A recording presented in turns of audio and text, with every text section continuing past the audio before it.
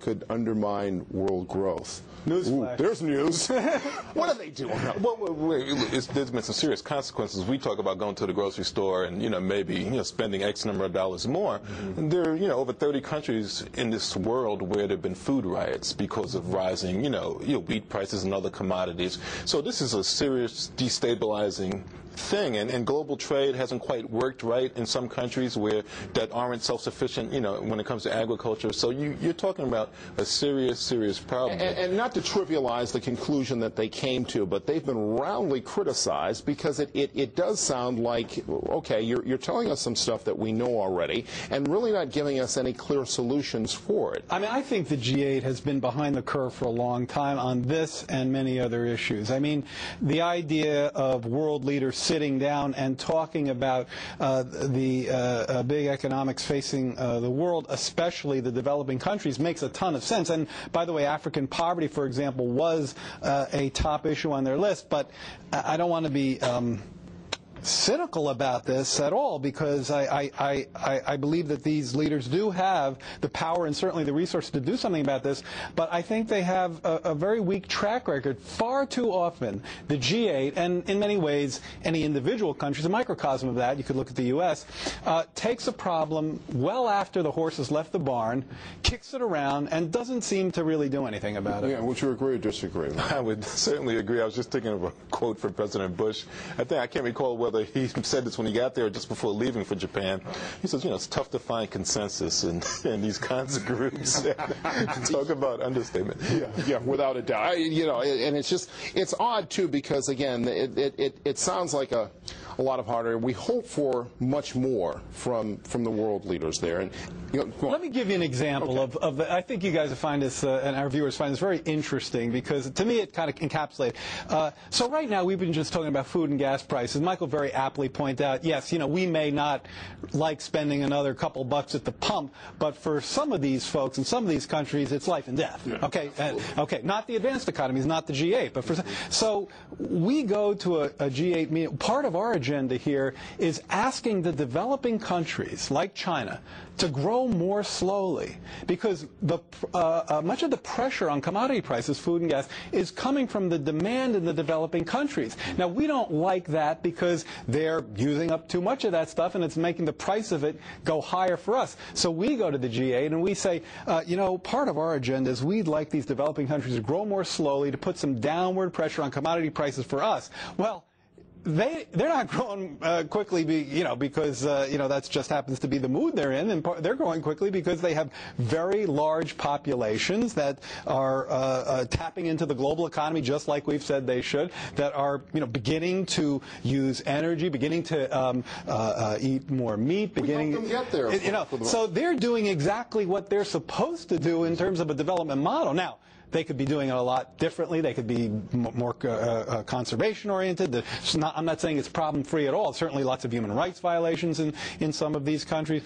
But too often, I think rich and poor countries, their goals have been at cross purposes, and the G8 plays that out in a way that I don't think is always particularly helpful. Yeah. And developing countries look at us and say, what percentage of the world's resources we consume just here in the United States. It's still madly disproportionate. And leave behind the most greenhouse gases to to help create another problem.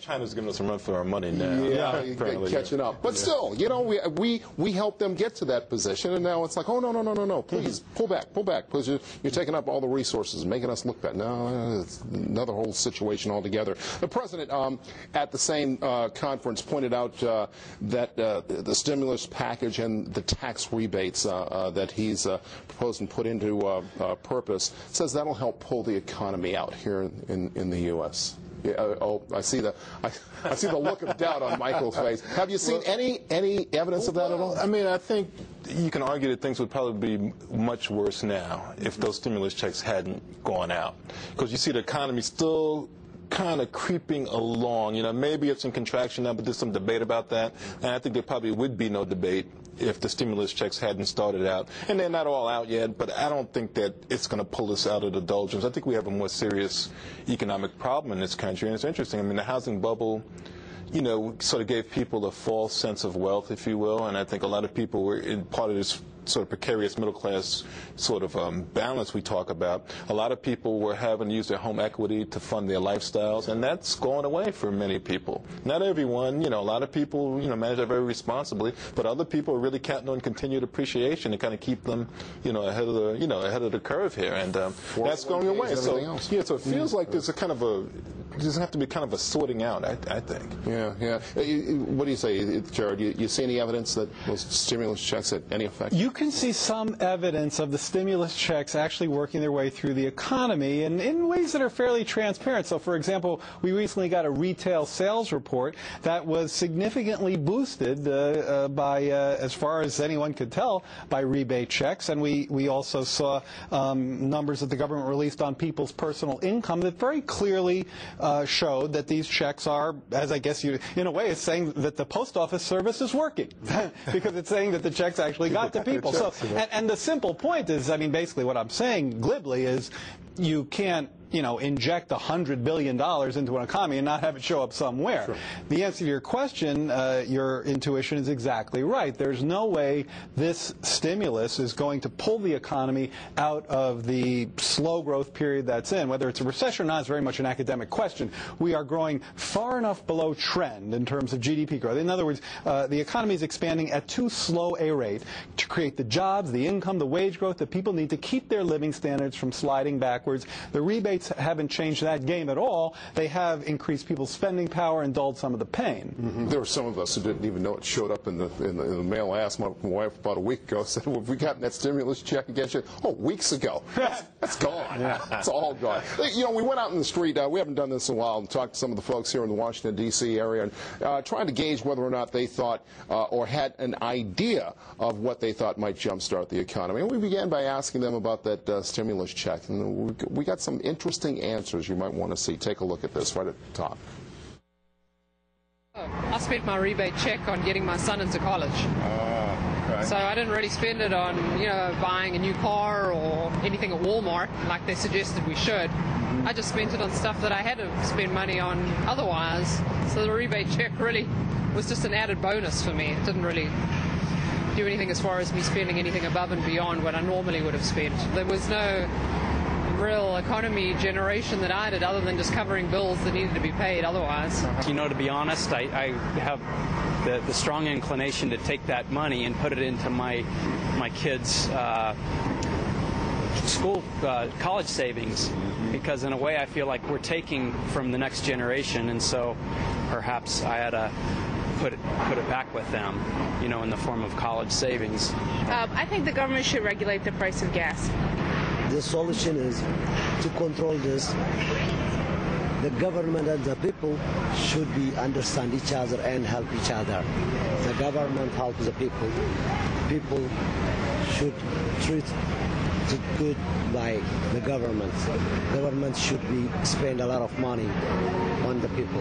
Well, I am skeptical of immediately jumping in with tax cuts, because I think we've spent so much time looking at the short term and not looking at the longer term effects of things like the stimulus checks.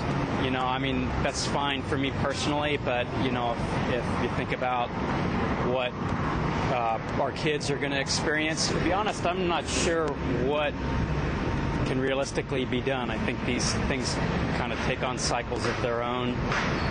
I don't think there's a quick fix at all, no. Get a new president?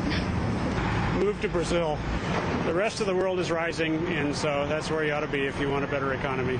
If you don't like it here, go somewhere else. Move to Brazil might sound a little harsh to some people, but I must tell you, my wife's getting in a lot of play in this show.